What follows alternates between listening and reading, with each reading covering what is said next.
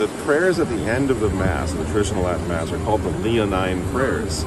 These are the prayers that Pope Leo XIII set out for the entire Church to say at the conclusion of every Latin Mass, including the prayer to St. Michael, because he had this, or he became aware of this conversation, so between the devil and our Lord.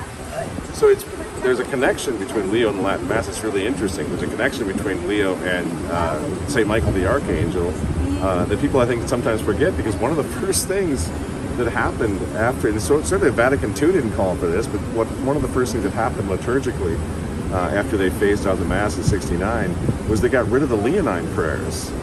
The prayers specifically that the Pope had called the entire world to say, the entire Catholic world to pray at the end of every single Mass. Why? To prevent or to prevent the advance of Satan on the Church and on souls. So it's really fascinating that had to go for some reason. Who's the genius that came up with that? Let's get rid of those prayers at the end of every Mass, the Pope Leo XIII prayers, based on his own very strong experience, very powerful experience that the devil had 100 years to destroy the Church. And they get rid of them right after Vatican II? That seems a little weird, doesn't it? So yeah, there's such a strong connection between Leo XIII, maybe now Leo XIV. We'll see St. Michael, the Latin Mass. It's all starting to come together. Really interesting stuff.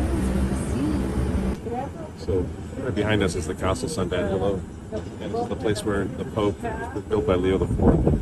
This is where he would run it from the Moors. And I think it's interesting because yesterday at the solemn Pontifical High Mass in the Basilica of St. Peter, the exorcist actually prayed the old St. Michael prayer, the one that Leo XIII composed after having overheard the devil and our Lord talking about the 100 years. The devil challenged our Lord. He could destroy the Church in 100 years.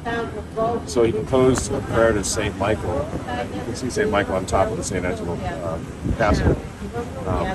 And that extended prayer includes powerful exorcisms that Leo XIII obviously really wanted to be included. And over the course of time, after the council and so forth, the St. Michael prayer got really cut short.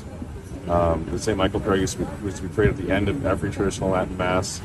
And it's really interesting that people like, God knows why, people like Cardinal Blaise Cupich eventually ended up cutting even that prayer to St. Michael at the end of every Mass. But St. Michael plays a really important role in all of this, in Rome, obviously, in the papacy. And so I think that for the Sumorum Pontifical Pilgrimage to have the old Leonine prayer to St. Michael, including the exorcism, prayed at that traditional Latin Mass, Cardinal Burke celebrated the first traditional Latin Mass since it was thrown out of the Basilica by Pope Francis. Pretty significant. So, St. Michael the Archangel, pray for us.